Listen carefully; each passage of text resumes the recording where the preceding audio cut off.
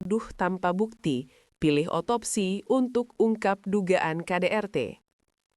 Suasana haru menyelimuti RS Bhayangkara TK2 Setuk Pas Sukabumi Jumat 20 Februari 2026 saat proses otopsi jenazah NS 12 tahun warga Jampang Kulon, Kabupaten Sukabumi yang meninggal dunia dengan sejumlah luka di tubuhnya dinyatakan rampung.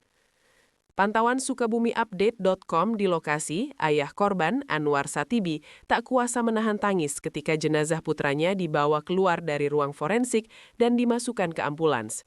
Ia tampak terpukul, berdiri tak jauh dari pintu ruangan, menyaksikan langsung proses tersebut dengan mata sembab. Kasus meninggalnya NS menyita perhatian publik. Polisi masih harus menunggu hasil otopsi untuk memastikan penyebab kematian korban menyusul ditemukannya sejumlah luka di tubuh anak tersebut. Anwar menuturkan keputusannya meminta otopsi bukan tanpa pertimbangan. Ia mengaku ingin memastikan penyebab kematian anaknya agar tidak muncul tudingan tanpa dasar. Kenapa saya ingin diotopsi? Karena saya ingin tahu, ingin memastikan. Saya nggak bisa nuduh sembarangan. Nanti fitnah, nanti saya juga dituntut sama orang. Makanya saya minta tolong, saya mau otopsi. Ujar Anwar kepada SukabumiUpdate.com Jumat 20 Februari 2026. Ia bahkan menyebut rencana otopsi hampir dibatalkan karena rasa kasihan terhadap kondisi anak. Namun ia memilih melanjutkan demi menghindari rasa penasaran berkepanjangan. Di tengah duka mendalam, Anwar juga menyampaikan pesan kepada para orang tua agar tetap mempertahankan rumah tangga demi anak. Pesan saya kepada teman-teman saya, serusak apapun rumah tangga kalian pertahankan, jangan sampai anak kalian diasuh oleh ibu tiri, katanya. Ia mengakui selama ini jarang berada di rumah karena tuntutan pekerjaan di bidang jasa panggilan, jadi saya jarang di rumah, hanya pulang sesekali, ungkapnya. Menurut Anwar, sehari-hari anaknya tinggal bersama ibu sambung dan adiknya, namun sang adik juga tidak menetap di rumah. Hingga kini, pihak kepolisian masih menunggu hasil resmi otopsi sebagai dasar untuk memastikan penyebab kematian NS. Hasil tersebut akan menentukan langkah penyelidikan lebih lanjut atas kasus yang menjadi perhatian warga Jampang Kulon ini. Duka mendalam masih menyelimuti keluarga. Bagi seorang ayah, otopsi bukan sekedar prosedur medis, melainkan ikhtiar terakhir untuk menemukan jawaban atas kepergian anaknya. Hasil otopsi terhadap NS 12 tahun warga Jampang Kulon, Kabupaten Sukabumi, mengungkap adanya sejumlah luka bakar di beberapa bagian tubuh korban. Meski demikian, tim forensik belum dapat menyimpulkan secara pasti penyebab kematian dan masih menunggu hasil pemeriksaan laboratorium lanjutan. Kepala Instalasi Forensik RS Bhayangkara TK2 Setuk Pas Sukabumi, Kombes Dr. Charles Yagan menjelaskan, jenazah diterima pada Jumat dini hari setelah sebelumnya pihak rumah sakit menerima laporan dari Polres Kabupaten Sukabumi. Dari hasil pemeriksaan luar dan dalam, ditemukan luka bakar di sejumlah anggota gerak korban. Charles menegaskan luka-luka tersebut secara medis belum dapat dipastikan sebagai penyebab kematian. Untuk memastikan ada tidaknya faktor lain, tim forensik melakukan pemeriksaan lanjutan melalui uji laboratorium dan mengirimkan sampel ke Jakarta. Terkait dugaan kekerasan, ia menyebut tidak ditemukan tanda kekerasan tumpul pada tubuh korban. Selain luka bakar di lengan, kaki, dan paha kanan kiri, tim forensik juga memeriksa organ dalam seperti jantung dan paru-paru. Ia menambahkan kasus ini menjadi perhatian serius, mengingat korban masih berusia anak-anak. Pihaknya bersama kepolisian berkomitmen menyampaikan hasil lengkap kepada publik setelah pemeriksaan laboratorium rampung. Ya, cuman ini gini lah, jadi panjang cerita. Dia itu punya anak angkat, anak angkat 2, ya, yang satu istri, yang satu laki-laki. Tapi anak angkat ya, bukan anak dia.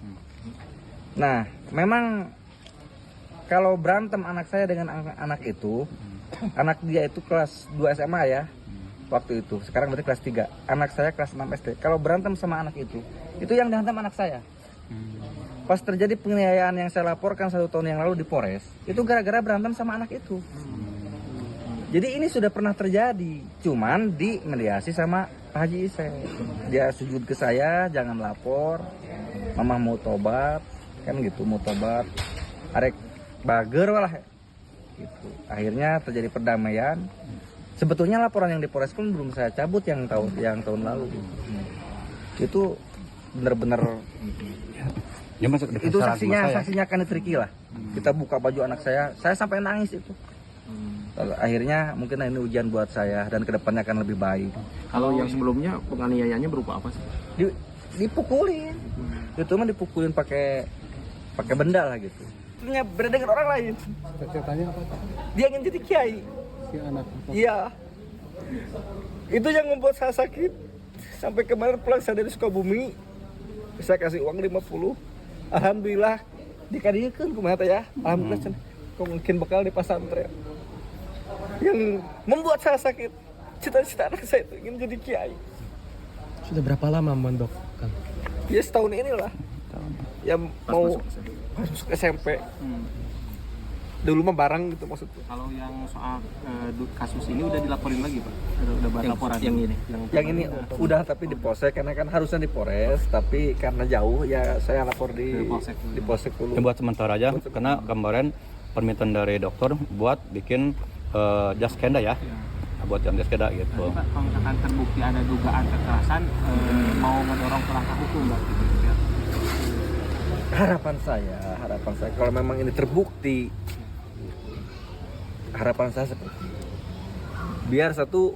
Biar jadi efek jerah buat seluruh umat.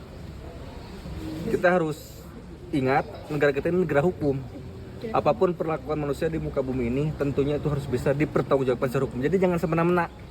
Suasana haru juga menyelimuti kediaman keluarga besar Anwar Satibi, ayah dari NS-12, saat jenazah tiba di rumah duka di wilayah Desa Cipendei, Kecamatan Jampang Kulon, Kabupaten Sukabumi pada Jumat 20 Februari 2026. Jenazah korban sebelumnya dibawa dari RS Bayangkara Kota Sukabumi setelah menjalani proses autopsi. Setibanya di rumah kepala desa Cipendei, Bakang Anwar Asadi, yang juga merupakan paman Ua almarhum NS, sekitar pukul 16.30 WIB, jenazah langsung disolatkan. Prosesi pemakaman dilaksanakan sekitar pukul 17.00 WIB di tempat pemakaman keluarga Cimandala, RT 17 RW 06, yang lokasinya tidak jauh dari kediaman kepala desa. Azan pemakaman jenazah pun dilakukan langsung oleh Bakang Anwar Asadi. Bakang Anwar Asadi meminta seluruh pihak untuk bijak dalam menyikapi berbagai isu yang beredar di media sosial terkait penyebab meninggalnya NS. Ia menambahkan, apabila memang terdapat dugaan atau isu mengenai penganiayaan, pihak keluarga memilih untuk menunggu hasil resmi autopsi dari pihak berwenang. Terkait beredarnya video pengakuan almarhum yang mengarah pada dugaan penganiayaan, Bakang Anwar Asadi sangat menyayangkan tersebarnya video tersebut. Pihak keluarga berharap masyarakat dapat menahan diri dan tidak menyebarkan informasi yang belum terverifikasi, sembari menunggu hasil autopsi resmi guna memastikan penyebab pasti meninggalnya NS.